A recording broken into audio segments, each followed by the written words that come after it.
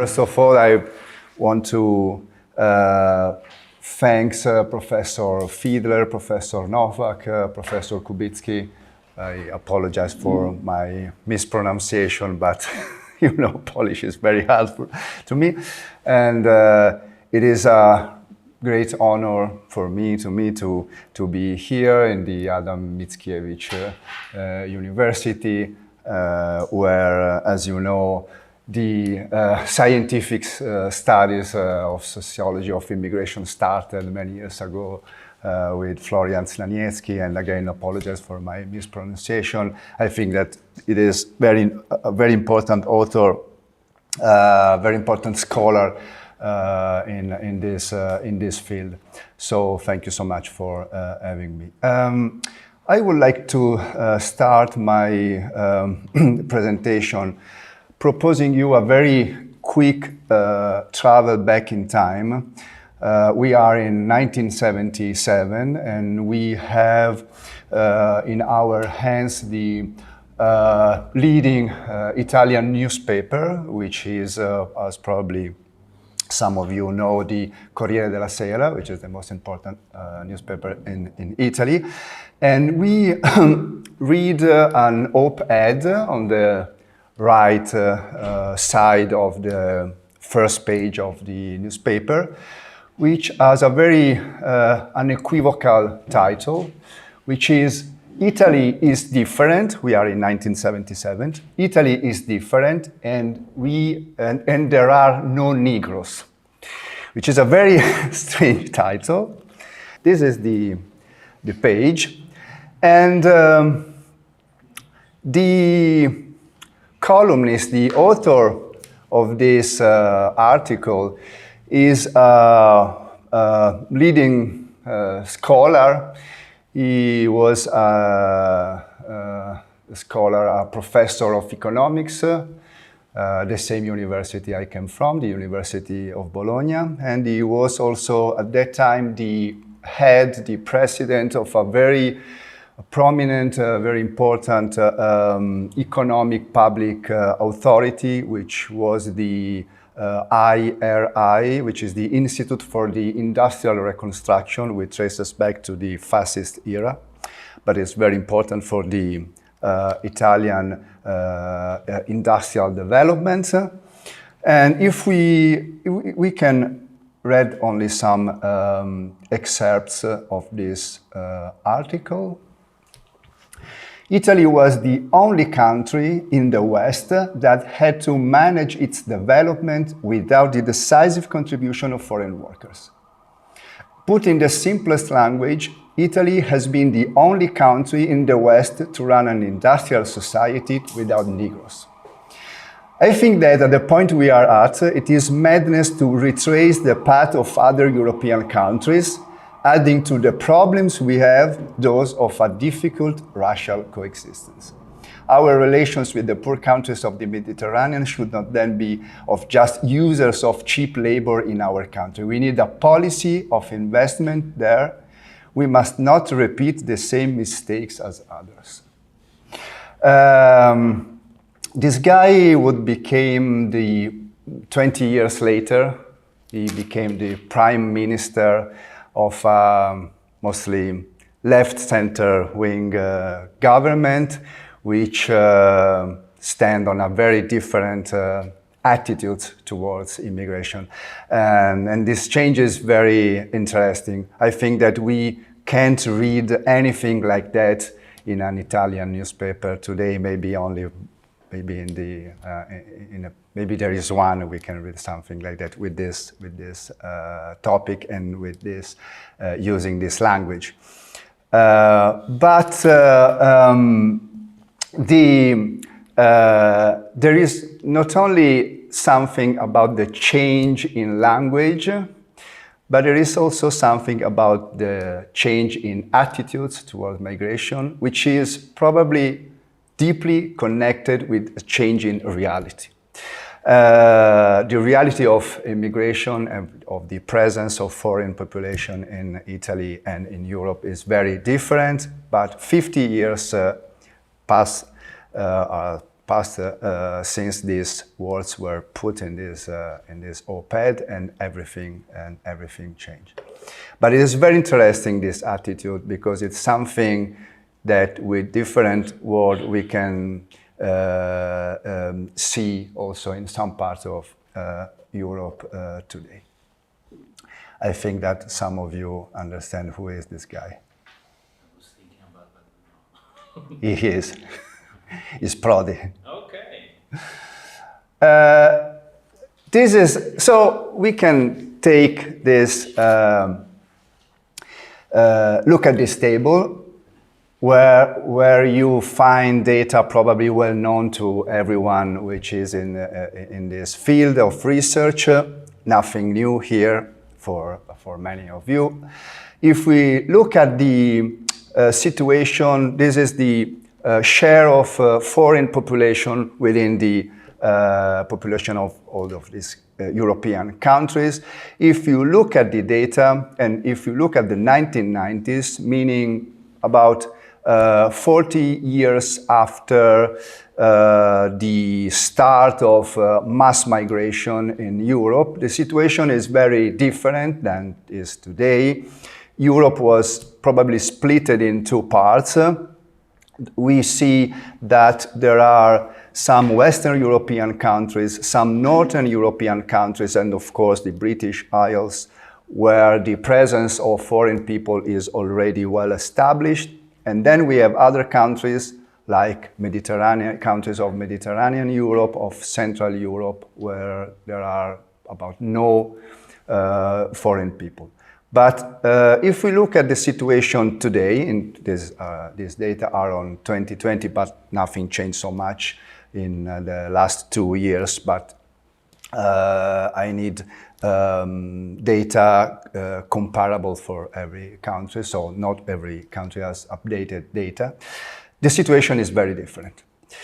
We see that there are the Mediterranean Europe, which has the same level of foreign population than the old, so-called old immigration countries, and we can see also a visible presence of foreign people in part of Central Europe and, of course, in Baltic Europe and everywhere. So we don't have two Europe anymore, but we have on this. If we look at this data, we have a homogeneous European space. And, but this table tells also something else. If we look at the data on the top of the two columns, you see the so-called coefficient of variation, which is some kind of average of the standard deviations about the values within a distribution. What you see is that along these 30 years, and it is a measure of the heterogeneity.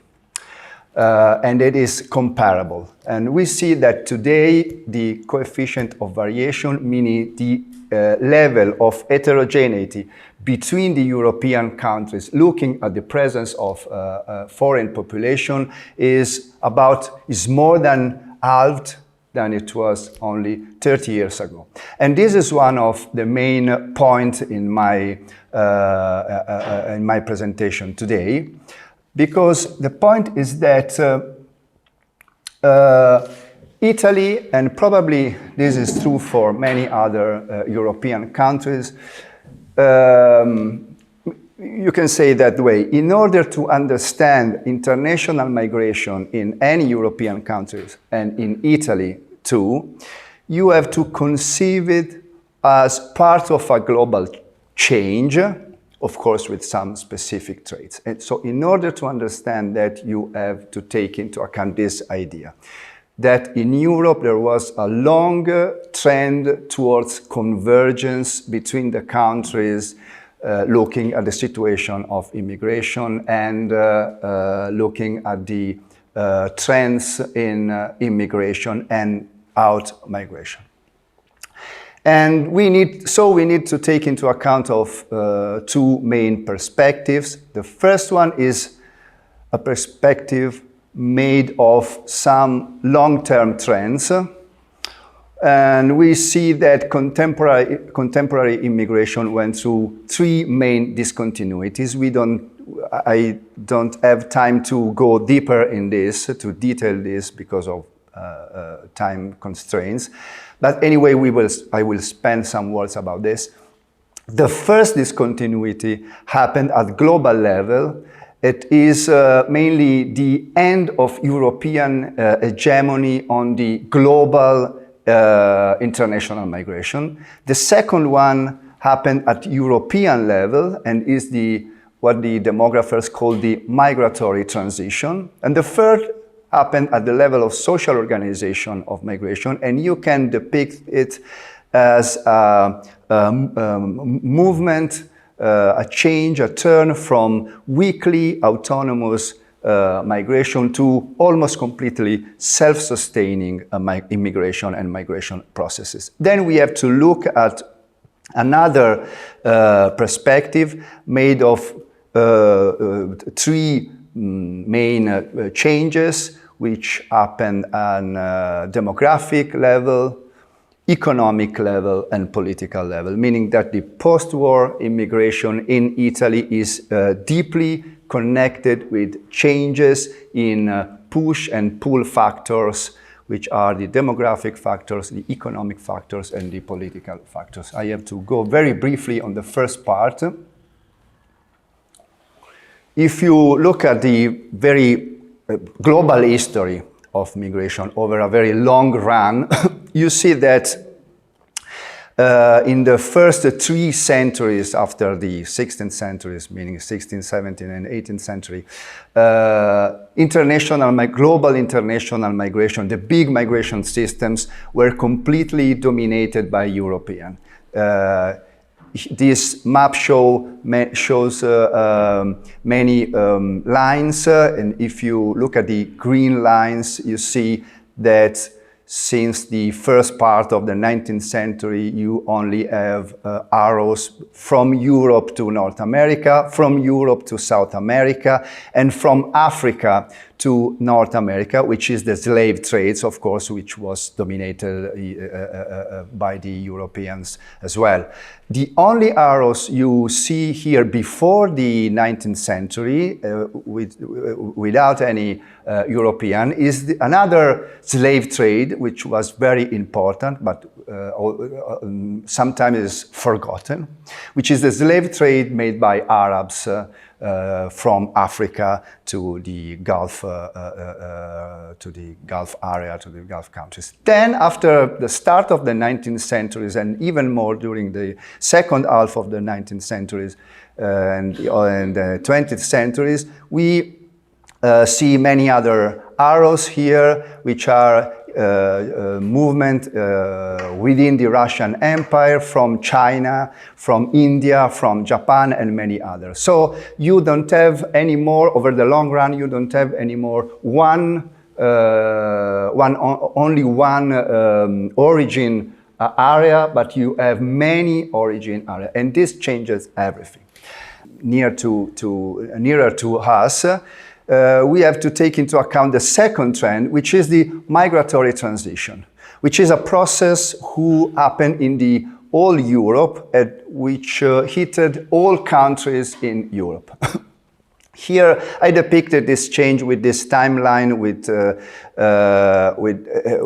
where you see about 1 century from 1920 to today, and you have many points along this line.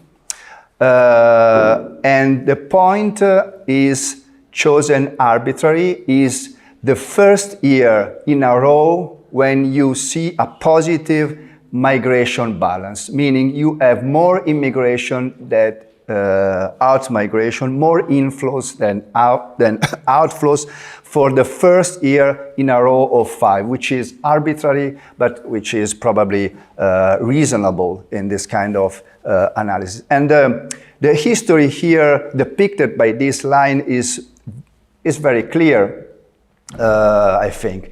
The migratory transition is not something which happened at country level, but is an European process, which started probably in Germany in the immediate aftermath of the First World War, and then moved to the northern part of Europe.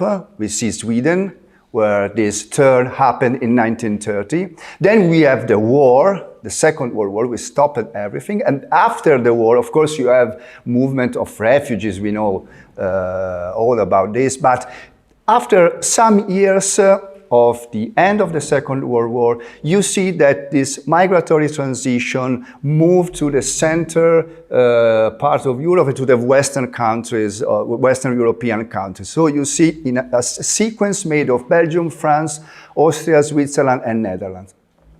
And then 20 years after, with a delay of 20 years, you see the Mediterranean countries. You don't have good data for Portugal and for Greece, so I don't have the points, but I'm pretty sure that it's the same as Italy and Spain, which are very near here. Italy started first in 1973, notwithstanding what the economists told about this, and then you have Spain, and you have at the same time Greece and Portugal and Ireland too, which was a very big out-migration country and became another immigration country.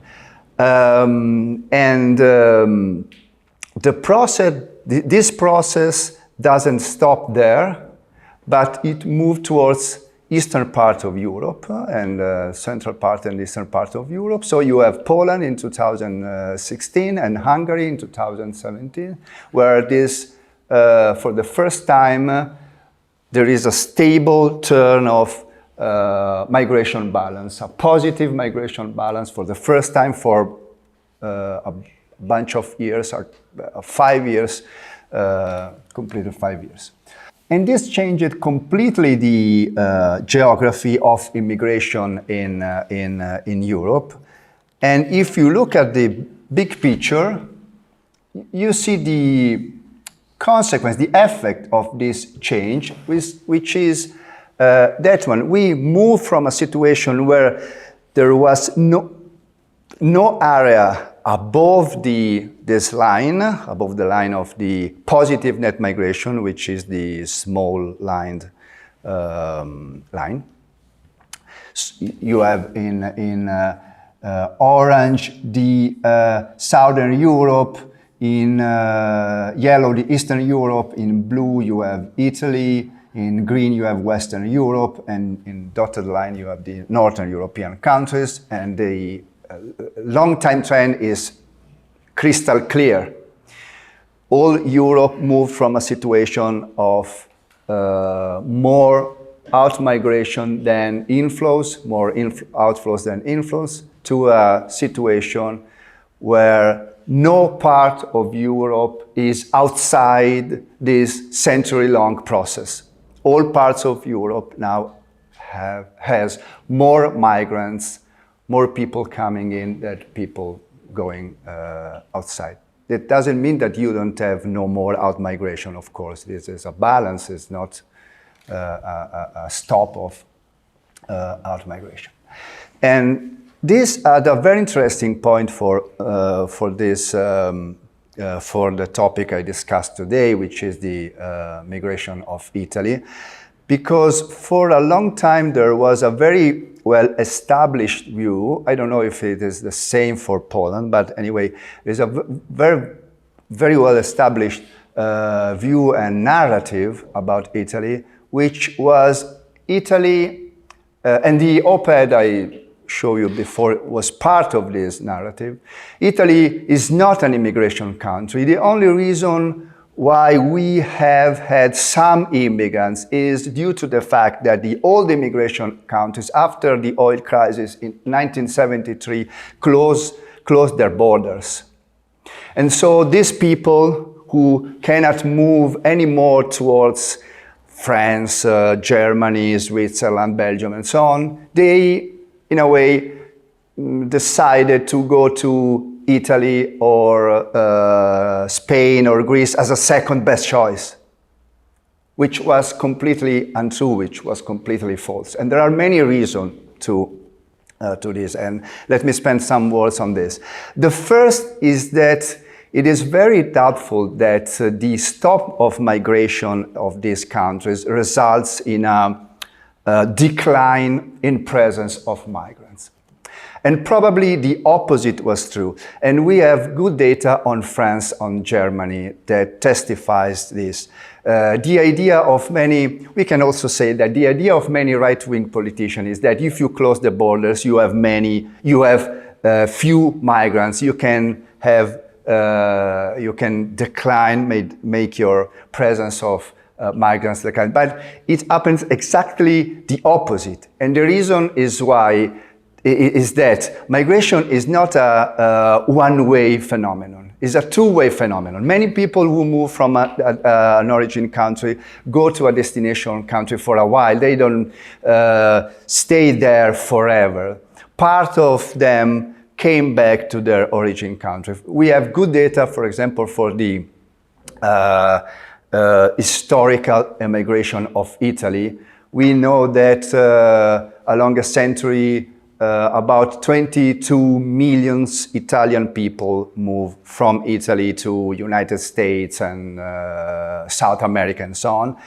And the analysis made by historians is crystal clear on that. 2 out of 3, 2/3 of all Italian emigrants at a certain point of their life decided to come back to Italy. 2 out of 3. And we have the same data for Chinese migration. So migration is a two-way process. So if you close the border, you are not telling to people outside you can came here, but you are telling to the people who are already here, you can go, you can leave these countries and go and came back to your origin country. If you do so, you can come back here anymore. So it is very rational to stay there and to not move anymore. And then in the post-war Europe, you have you don't have only a migration for economic reason, but you have family reunification. And there is no stop policy that can stop the family reunification. The second reason is that migration in Italy and in other Southern European countries started well before this year. We have had inflows well before 1973 or 1975. So the stop policies changed something. They probably get the things more dynamics, but this process was already at work before. And the third reason, which is probably the most important one, is that the origin, countries of the immigration towards France or Germany or Switzerland or Belgium, the origin countries were very different from than the origin countries of the first waves of Italian immigration, which was very different of the Italian migration today and was made by Iranian people, Argentinian people, and probably Filipinos or Cape Verde people, and so on, which were very different from the... So immigration in Italy started well before and independently.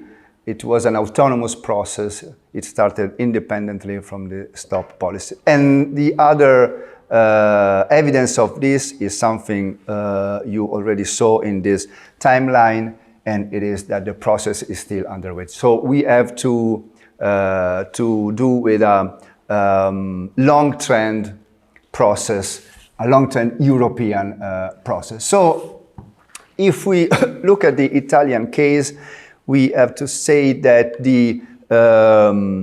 in order to understand the relationship between Italy and migration during the last 50 years, we have to take into account of these three main factors and two more. which are, if we have to read in one after the other, we have to take into account of a very important characteristics feature of Italy, which is the internal territorial imbalance. Italy is made of many different areas. Probably the most important split is between center north from one side, which is in green here, and the south and the islands, which is in orange here. And we need to analyze these two parts, two areas of Italy independently. Then we have to take into account the demographic shifts, the changes in the demographic structure, the changes in the economy and in the labor market. And if I have time at the end of this, probably not, because I'm not going I'm too slow, the regulatory shortcomings. And another very important feature of Italy, and is something which Italy share with Poland probably, is the strong family structure, the comparatively strong family structure of the Italian society. And so let's spend some words about the main process under analysis here, which is the international migration trends. So what I can call it the dependent variable. The main idea is that international migration and changes in international migration is function not of the closure of the borders or rise in poverty in the world or rise in economic or social inequalities or something like that, but has to do with two main processes which take place in the destination countries, which are the changes in demographic structure and changes in economic situation, intertwined with the political decisions on the policies of immigration and of integration. And these are the simple net migration rate, meaning the imbalance between inflows and outflows over the total population, of course, is the standard net migration rate. And let's talk first about the total net migration rate, which is the bold line. And you have on the left side, you have the trend in migration rate in the northern and central part of Italy. I will use the word north for clarity. And on the right side, you have the graph for southern part of Italy. First, we see that the size is very different. Look at the left part of the graph on the left. You see that the total migration rate fluctuates between.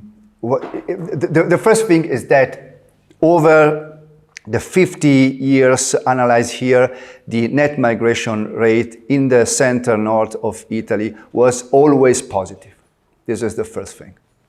And you see that this swings between 0 and 4 over the first 20 years, and then started to jump very, very fast, very quick, even over 10, and then started to decline after the two economic crises. And if you take a look here, you see this total net migration rate split in two. You have the international net migration rate here, and here you have the internal migration rate.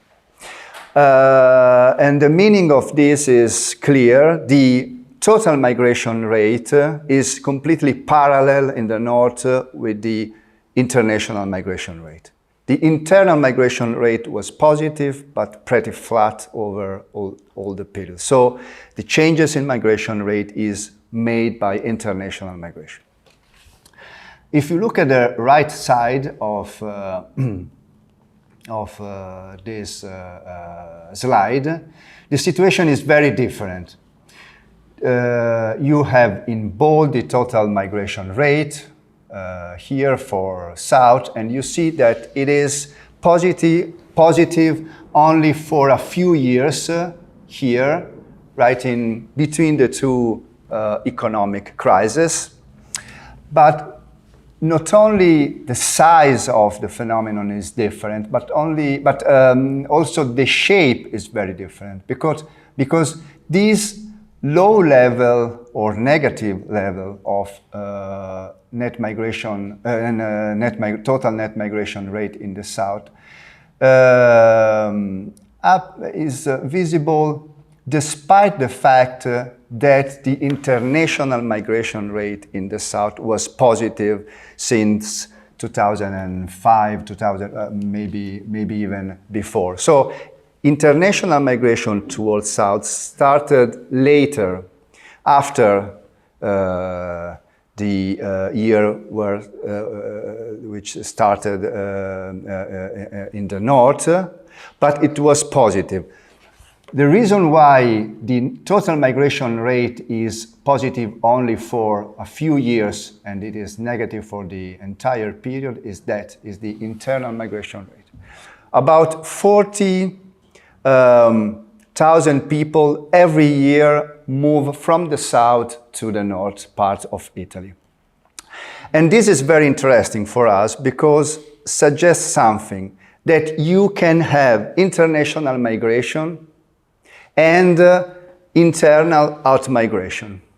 So these two processes are not are parallel, can coexist. And this suggests us that the reasons under these two processes are probably different.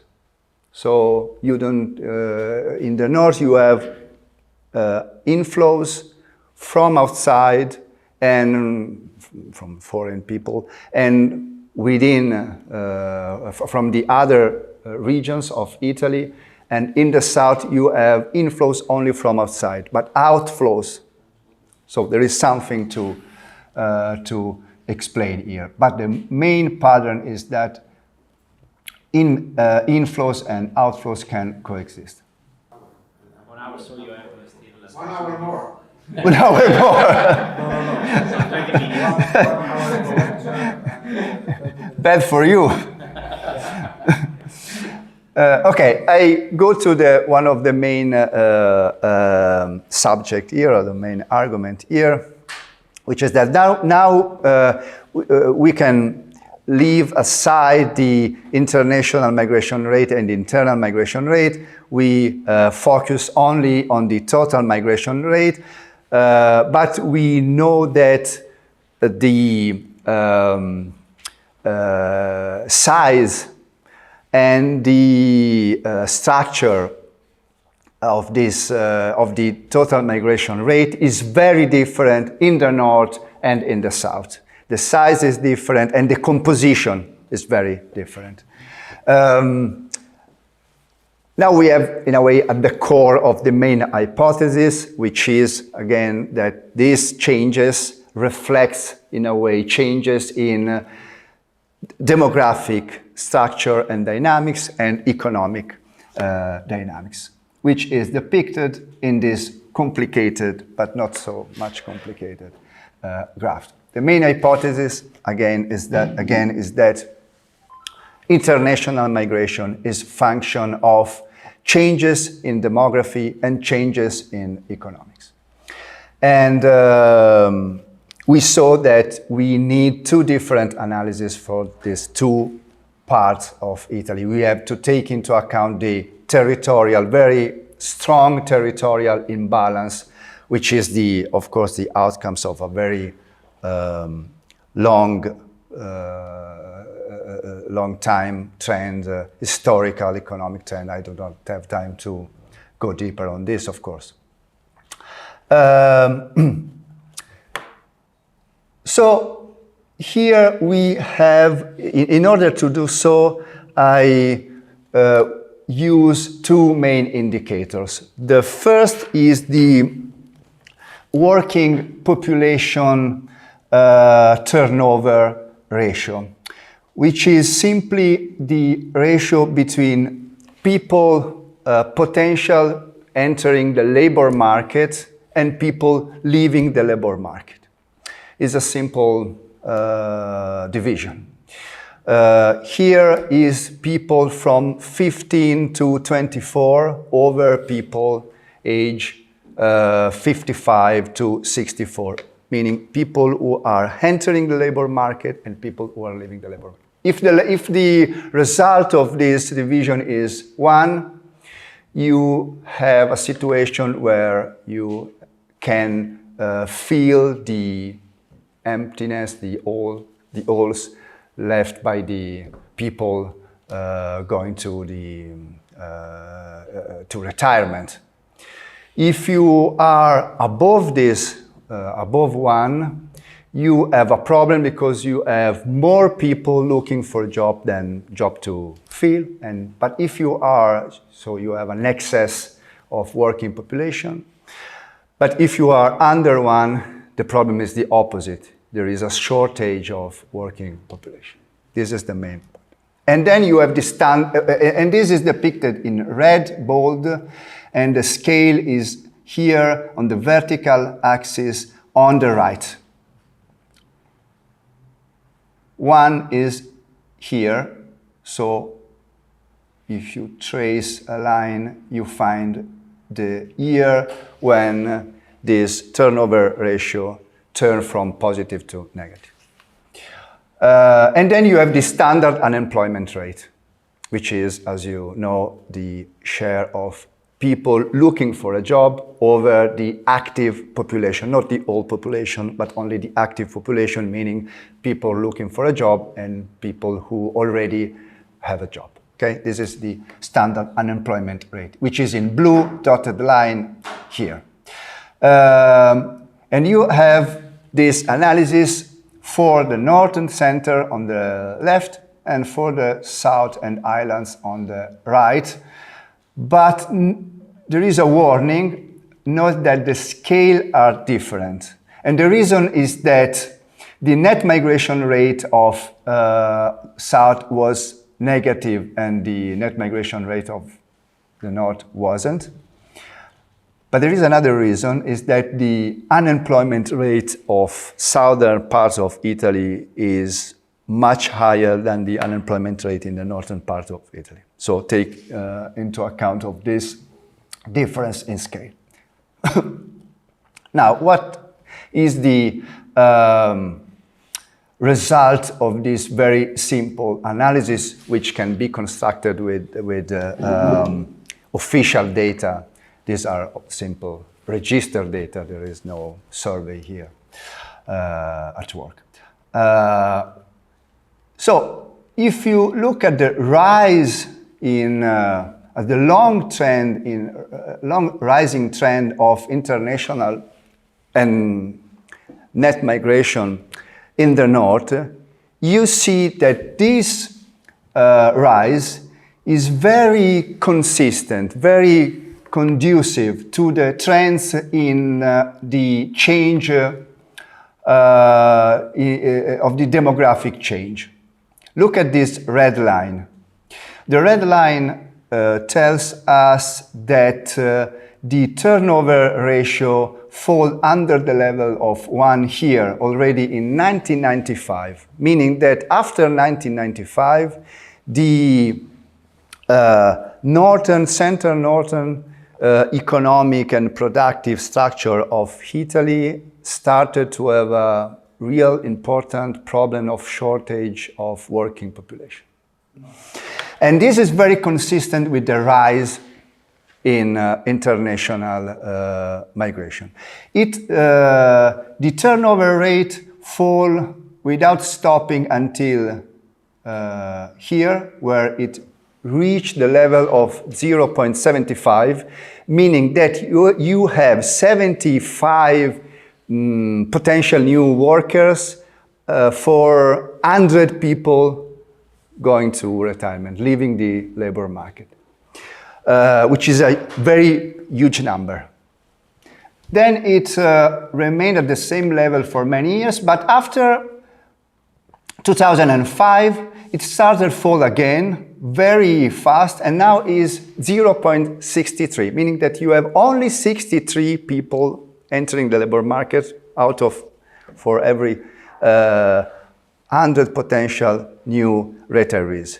And the values, in absolute values, that means more than 200,000 people every year only in the center north, every year, which is a very huge number.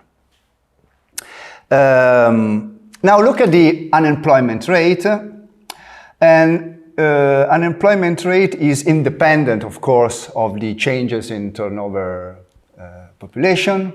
In the northern part of Europe, of Italy, the unemployment rate swinged from 4 to about here 7, 8, but it started jumping very fast after the economic crisis, reaching this highest point, which is 9 in 2008. I don't remember exactly, probably after 2012, I think. Anyway, it is here, and you see that this immediately reflects on this immigration rate, the net immigration rate. When the unemployment rises, the net migration rate starts to decline very fast. But after the end of economic crisis, or the slowing of the economic crisis, this fall stopped, and you see some jumps and rebounds, and now it is still again on 6. You see that the lower bound is always over the higher bound in the 70s and in the 80s, meaning that there are strong demographic forces at work here, and very powerful economic ones, but with a more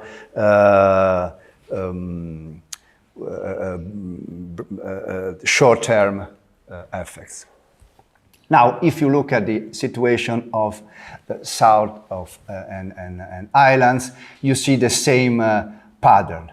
The very low dynamics of net migration rate is the consequence of the fact that turnover rate turn above 1 only here in 2005, meaning 15 or more years after the north, and of a very high unemployment rate, which swinged from 10 to even 20 here in 1899 and 2012 after the economic crisis, meaning that I want that you note the fact that the best years, the best economic years in the south and islands of Italy are worse than the worst economic ones in the north, meaning that the lower bound here is 10 and the higher bound here is 9 for unemployment rate, which is... So the dynamics of net migration rate is in south, the weaker dynamics of net migration rate of changes in migration is very consistent with the demographic structure and economic structure and trends of this part of Italy. So, and there is a corollary here, which is that our idea is that immigration produces or generates unemployment. But what we see is exactly the opposite, because what we see is that when migration rises, unemployment tends to decline, meaning that if opposite is true, you should find a situation where people don't find work because immigrants steal their jobs. But this is completely not in the data. This does not fit the data. The data tells us exactly the opposite. The more migration, the less unemployment. And the reason is very simple, is that international migration is function of demographic decline of the destination countries and economic prosperity of immigration countries. And if you look, we can grasp this dynamic with two very simple numbers, which are the simple correlation coefficient, which are very, if you look at the correlation coefficient of unemployment and migration, it is very strong, 0.6 in the north, and is weak but present in the south and islands, 0.36, and the correlation coefficient of migration and turnover of population is even stronger in the north and the center, 0.77, and medium strong if you accept this kind of I don't know, classification of the these benchmarks for the level of correlation is medium strong for southern and island.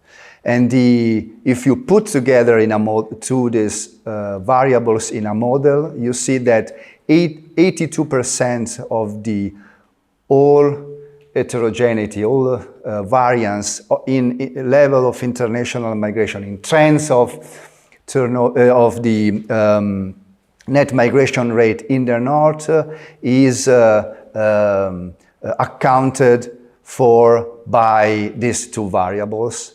And in the south, 45% of variations is accounted for, is explained by these two variables, which is a very high level of accounted for, of explained variance. Okay, but this mean that Italy need 200,000 workers per year to fill the gap in labor market? No, it needs more. And the reason is something which is suggested by the trends we saw in the southern and islands parts of Italy. If you remember, southern part of Italy had positive international migration and negative internal migration. Now, if we look not only at the size, at the quantity of the international migration, but we look also to the quality of the labor force required by the economic and productive structure of Italy, we see something very interesting, which is depicted in this table. In this table, I put the same data, meaning the turnover, working population turnover rate, but split it in two, layered by educational level, and in a time series, in a historical series. And the picture we have is very different. If you have the ratio on the left part of the table and the absolute values, the real data, the absolute values on the right part in blue. Now, look here. If you look at the time trends in this indicator, meaning how many people, non-graduates people, enter the labor market over how many people, non-graduates workers, leave the labor markets, you see that there is an excess of workers over the years, which is declining. And part of this excess was absorbed by the rise in office jobs and technical jobs, by the public sector and also the private sector. But this stopped after the economic crisis of 2008 and 2012. After this crisis, there was a stop of recruitment of high school or university graduates by the labor market. And this probably is part of the reason of three different processes. The first is the revival of immigration from Italy, which is pretty new. We have a new wave of immigrants, but very different from that of the past. In the past, we have poor people, non-educated people leaving the country. Now we have highly educated people living the country. Graduates, high school graduates and university graduates live in the countries. Probably we have one of them in our room. Then we have a revival of out-migration from southern part of Italy to the north. And probably we have another effect, which is the revival of some kind of the social and political turmoil after 2008.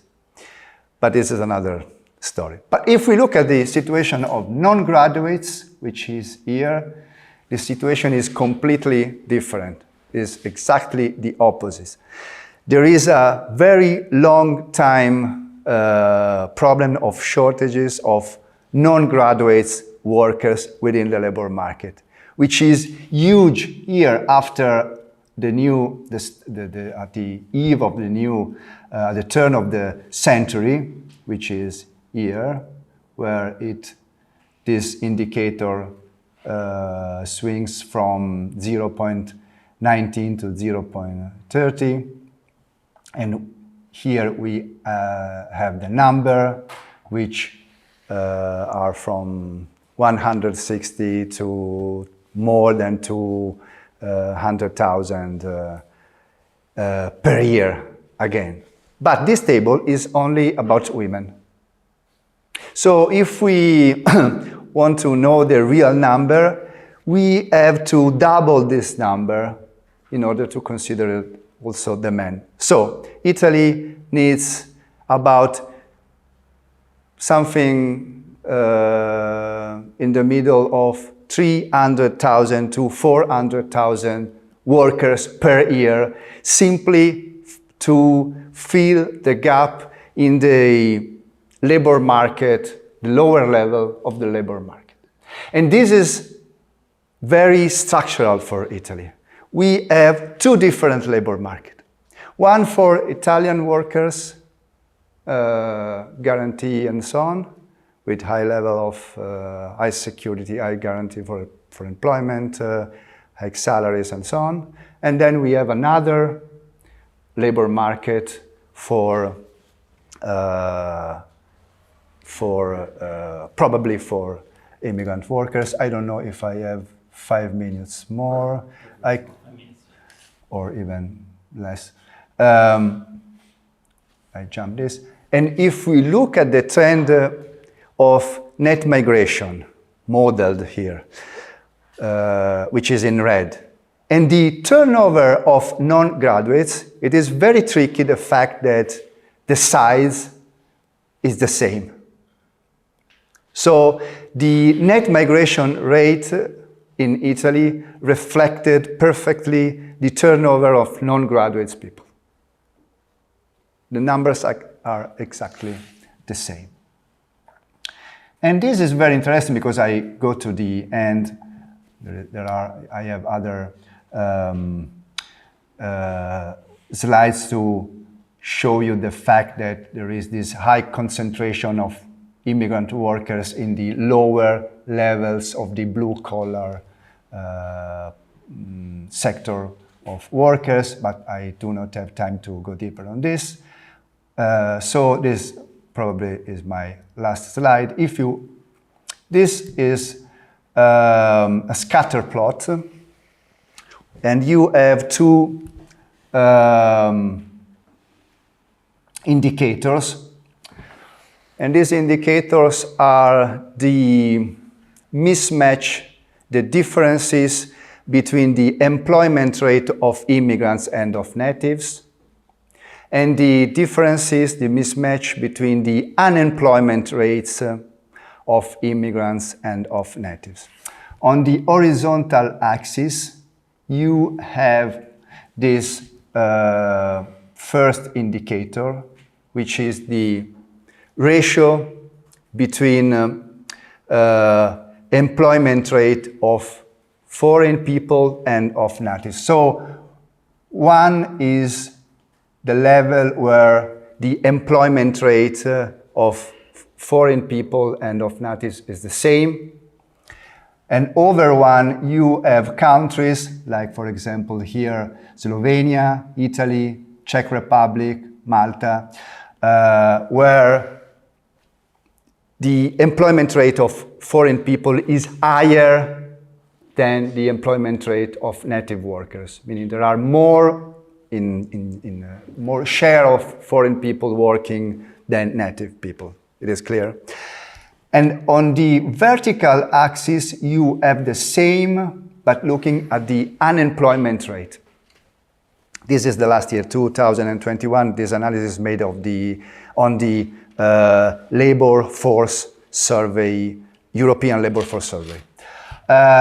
And you have the imbalance, the ratio of the unemployment rate. Over one, you have that, in a word, foreign people is more unemployed, so the unemployment rate is higher for foreign people, and above one, you have the opposite. Of course, there is no country where the unemployment rate of native is higher than the unemployment rate of foreign people, but you have the average of the European Union, which is here, is the center of this scatter plot. So you have countries where this imbalance is very strong, Germany, Austria, Norway, Sweden, and where this imbalance is mild, okay? So the picture is pretty clear. If you look at the European situation, you see that all the countries are very near this line. The coefficient here is very high, 0.4, meaning that this line fit very well this data. So you have on one side here on the left high part of this graph, you have countries where there is good competition in the labor market between foreign people, immigrants, and natives, so they can compete on the same labor market, for example, for the more prestigious jobs, but they pay, the foreign people, the immigrants pay this with a much higher unemployment rate, meaning that they are the first to leave the labor market when the economic situation is problematic, is worse. And these data are of today, meaning in a period where there is a powerful economic crisis. On the right side, bottom right side of this graph, you have countries where there is no big differences, a big disadvantage of people, of foreign people in the labor market. They can work, they have they have a very low unemployment rate, not so distant, not so far from the unemployment rate of native workers. But they pay this with a very high level of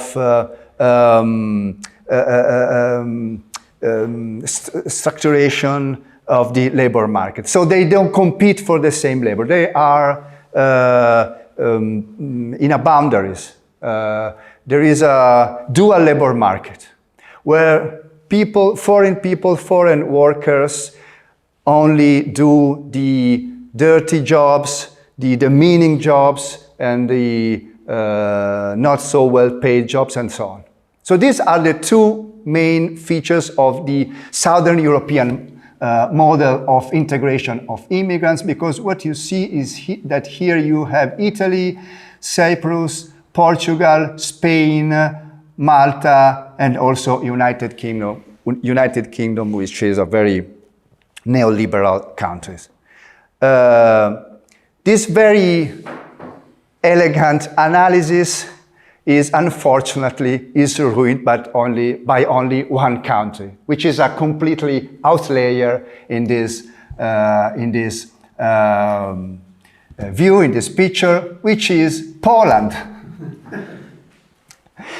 who in a way put together the two worst parts of the story, if you can say so. So what you see in Poland is a very high level of, in a way, very low level of competition within the labor market. The labor market is very not competitive in a word. And but this disadvantage for foreign people is not repaid by a lower level of unemployment, because the unemployment level of ratio of foreign people is the second highest, second only of Sweden, to Sweden. So it is a real outlier here. But put aside this, thank you so much. Put aside this interesting situation of your country. The general pattern is pretty clear. We have two different models. I do not have time now to go deeper on this. We have two very different models of integration of immigrants in Europe. One is made by the high level of dualization of the labor market. If you think at the scholars like Michael Paiori and this stream of thinking and of research, and then you have a very competitive but disadvantaged labor market for. In a way, you can also think about more liberal, in economic terms, countries on one side, and more corporativistic or familistic countries on the other side, which are in the lower and right part of this graph. Thank you very much.